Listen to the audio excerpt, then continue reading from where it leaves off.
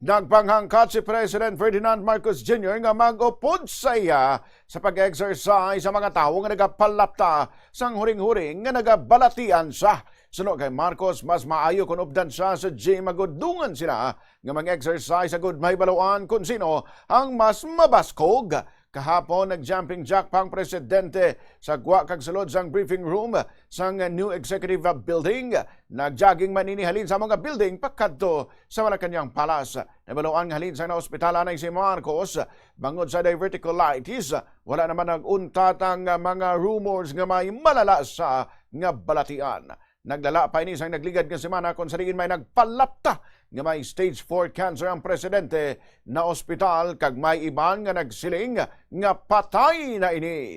Bisan sang nagtambong si Marcos sa komemorason sang araw ng kagitingan sa Bataan, nag-atake naman ang pila sa mga netizens sa mainstream media nga ilagin ang kusaran nga lunsay throwback photos kag videos lang ang ginpang post. Gusto nyo mag-jumping jack sa naglakad lang ako ulo. Naglakad lang.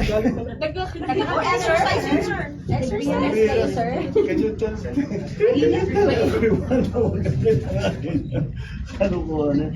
Ayan o, this is, hindi sa tape. It is, I am carrying my statement for this afternoon, which is what I'm going to make. It is April 14. We're going to talk about the excise tax. So this is been done today.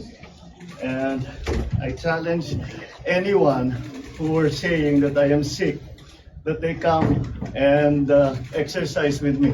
We will see who is stronger. You come to the gym with me. Tingnan natin kung sino mas malakas magbuhat ng weight.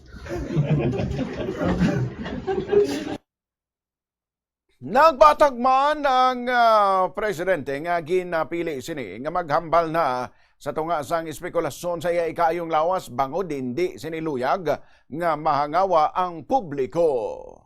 Sir, before you were very quiet about answering your basher rules. What was the breaking point? What was the tipping point? Bakit po kayo nag-decide to attack it otherwise today? Because people to worry. I don't want people to think that really that there's a problem. Because sa dami ng problema natin na hinaharap because of the war in the Middle East, sa dami ng hinaharap natin problema, there will be an additional problem. Nabalian ang gabahin sang interview kay President Ferdinand Marcos Jr.